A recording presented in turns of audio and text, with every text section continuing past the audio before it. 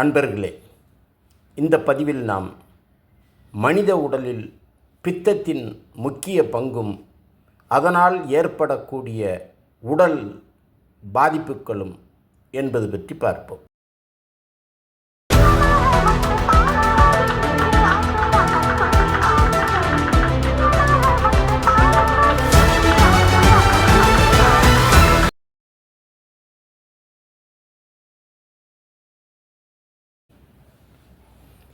மனித உடலில் உள்ள நுரையீரல் கண்ணறைகளில் உள்ள உயிர் சுவாச வாயுவானது தனது ஆற்றல் சக்தியால் இரத்தத்தை தூய்மைப்படுத்துகிறது.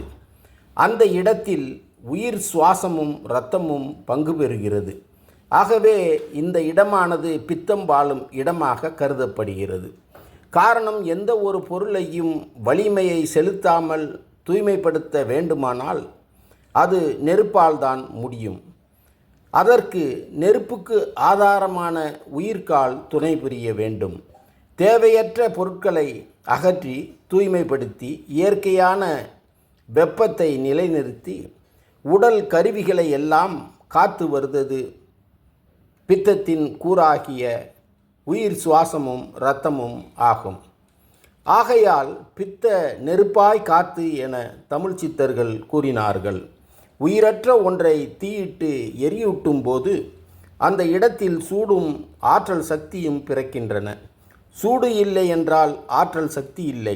எனவே சூட்டையும் ஆற்றல் சக்தியையும் கொடுத்து காப்பதனால் இரத்தமும் பித்தத்தின் தன்மை உடையதாக கூறப்படுகிறது.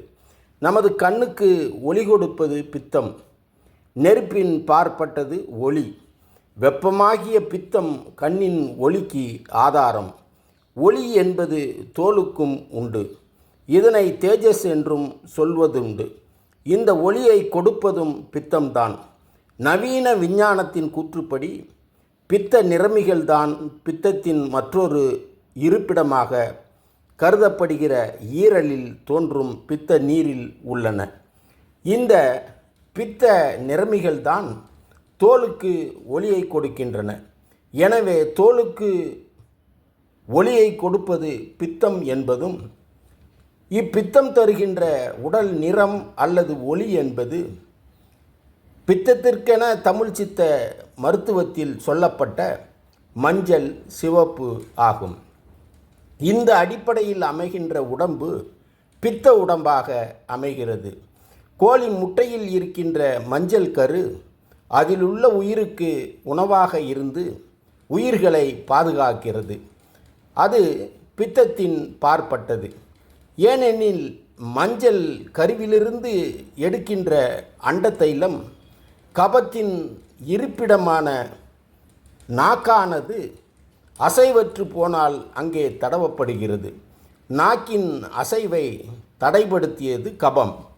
அந்த கபத்தை போக்கி வாதத்தை தன்னிலைக்கு கொண்டு வந்தது பித்தத்தின் தன்மை பெற்ற மஞ்சள் கருவின் நெய்யாகும். உயிர் சுவாச வாயுவையும் அயச்சந்த வளத்தையும், அதாவது ஹீமோகுளோபினை சுமந்து செல்லும் இரத்த சிவப்பணுக்களின் தோற்ற ஒடுக்கங்களுக்கு இருப்பிடமாய் இருப்பது பித்தம் வாழும் இடங்களில் ஒன்றாக கருதப்படுகின்ற ஈரல் ஆகும். உடலின் இரசாயன கூடம் என்று சொல்லப்படுவது ஈரல் ஆகும். இந்த இரசாயன கூடத்திற்கு தேவைப்படுவது வெப்பமாகிய அனல். உடலில் உண்டாகிற எல்லா இரசாயன மாறுதல்களும் உடலை இயற்கையாக பாதுகாப்பதற்கே ஆகும். அந்த காப்பு தொழில் தடை ஏற்பட்டால் படிப்படியாக அது உடலையும் பின்னர் உயிரையும் பாதிக்கும். எனவே காப்பது பித்தமாகும். பித்தமானது அதிகரித்தால் அது உடல் முழுவதையும் தாக்கும். அதனால் உடல் முழுவதும் எரிச்சல் உண்டாகக்கூடும் அல்லது பலவீனமான பாகத்தை மட்டும் தாக்கலாம்.